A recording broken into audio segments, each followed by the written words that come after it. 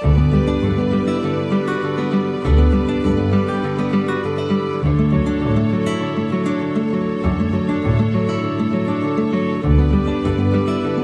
syempre, meron akong graduation gift sa'yo.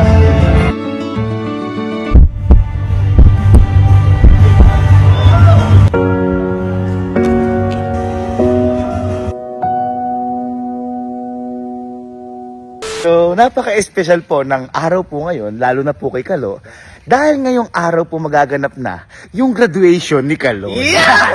Kayo, kung magtataka kayo kung bakit wala si Kalo dito, kasi nauna na po si Kalo. Ngayon si Kelsey naman, pinagdadrive si Mama, kaya kulang-kulang po kami ngayon dito.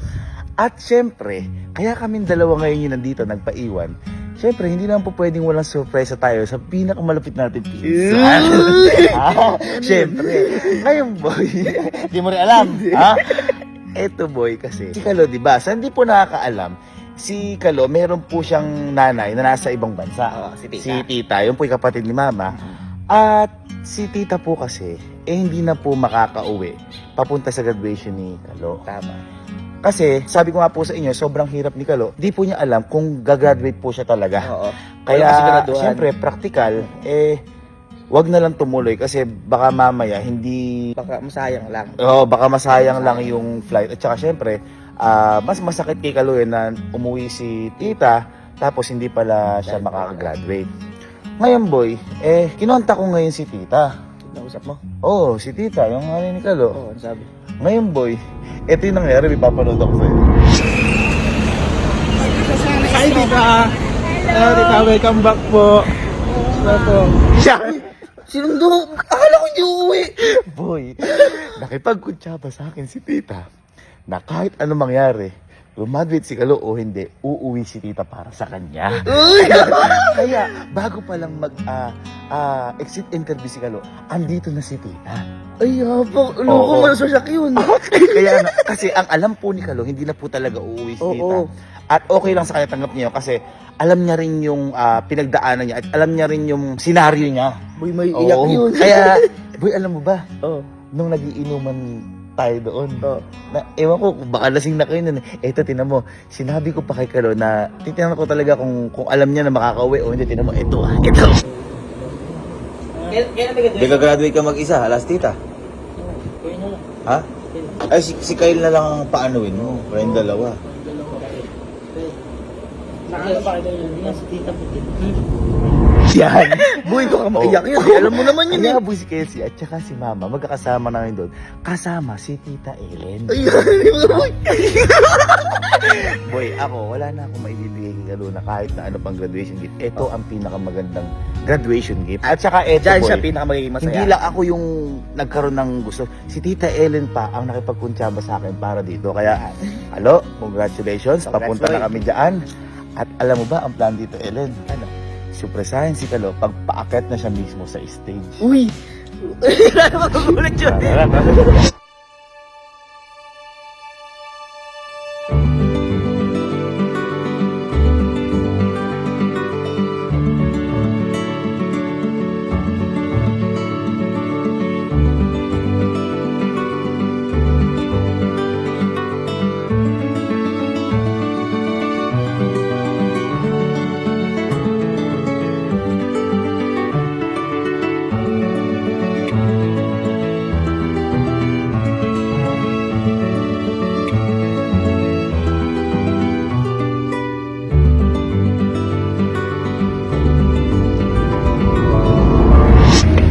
Late na kami.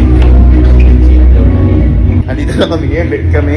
Nakapasok na ata sila Kalo. Kasi ang alam ni Kalo, ako at saka si Mama yung kasama sa kanya papunta sa stage.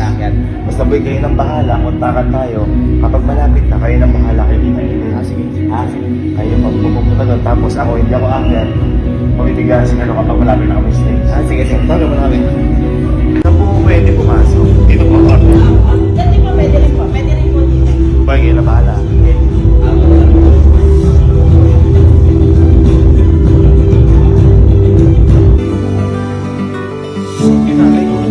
Ay, ikaw pala. Ikaw pala ka.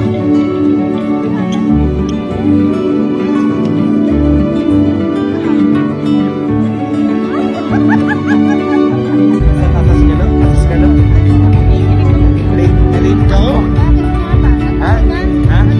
Traffic. Nakita ko na. Ito. Ayan!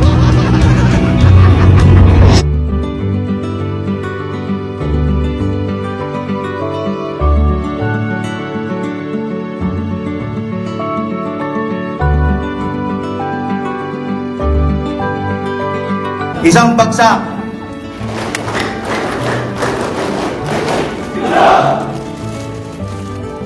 Tandaan nyo, sa buhay natin, kailangan muna maghirap para magkaroon ng ligaya. Tama ba, Sir Kevin?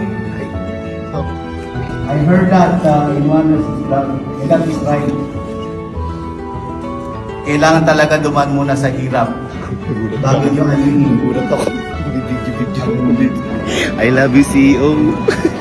Alright. Yung mga candidates this afternoon, pwede ba tumayo muna kayo, puntahan ng magulang nyo at magpasalamat kayo dahil it is really that accomplishment that we are acknowledging this afternoon, hindi yung pagtatapos nyo.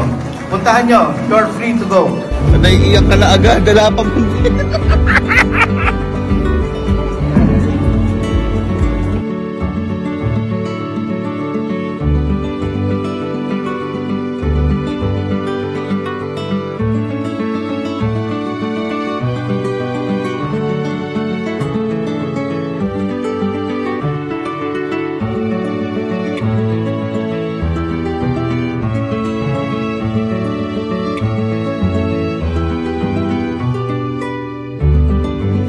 Para magpaaral mo ng marites ngayon.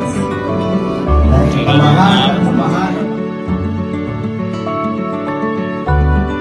O, diba? Walang sabi nga na siya, pag walang hirap, walang sarap. Diba? Okay na ba yung congrats, napakagaling. Oh. Hindi mabubuo ang pangarap. At yung bubuo pangarap. John Mark Mendoza. So ito na, nagtatawagan na lang kumaakyat. Ayan. Ma, wala namang ka-idea talaga si Kalo. Wala. Ha? Excited na ako. Ako natatalis. Ayun, no? Ayun, no? Oh. Francisco Zon Reed Burgess. Ano ba? Akala ko din eh.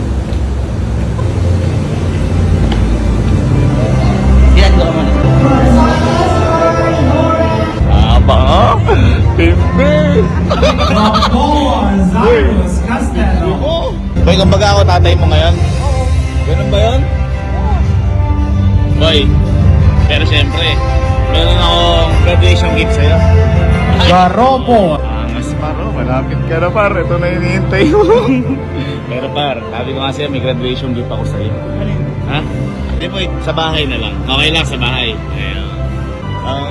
Angas mo, pinsang ko. Sa saludo. Eh, yung pinakamataas sa saludo. Ang taas. Boy. Congrats. Congrats, boy. I love you. Pero boy, ano kayo na lang ni mama. Bibidyoan na lang kita. Okay. Sige, tita. Go, tita. Yung tita, yung. Himantog Carl de Rueda.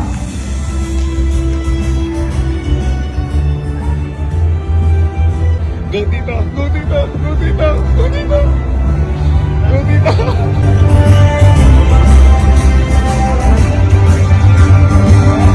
Halo, kayo ni nanay mo sa likod.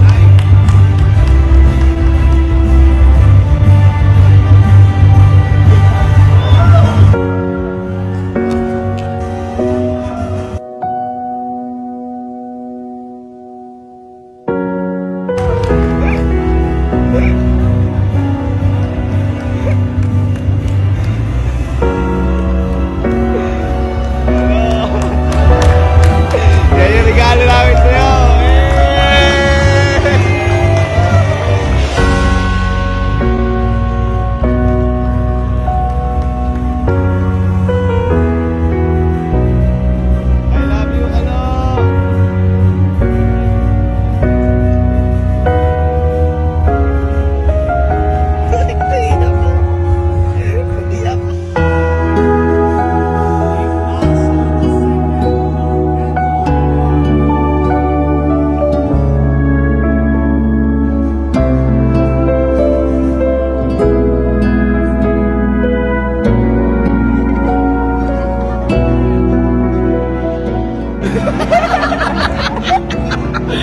Ayos na graduation gift.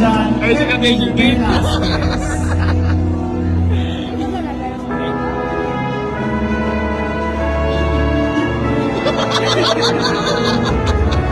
Nagulat siya eh.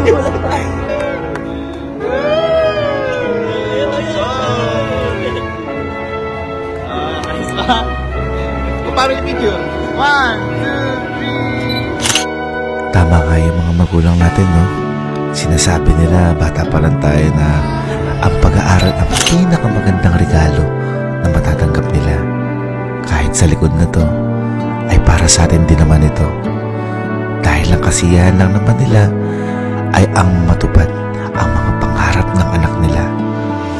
Bata pa ako, nagtataka ako, bakit kailangan ko maghirap ng matagal na panahon at ng magulang ko para sa isang pirasong papel na ang pangalan ay diploma.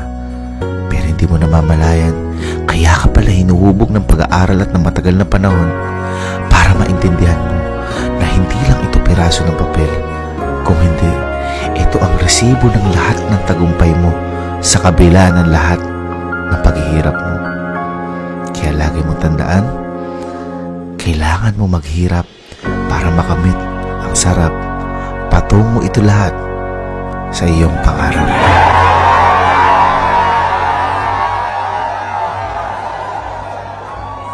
Once again, congratulations, class 2024! Be driven! Be transformed! Iban, anong message mo kay Kalo dahil graduate na siya? Sobrang proud po ako sa kanya kasi po nakita ko po lahat ng paghihirap niya. Ayun po, congrats po sa kanya.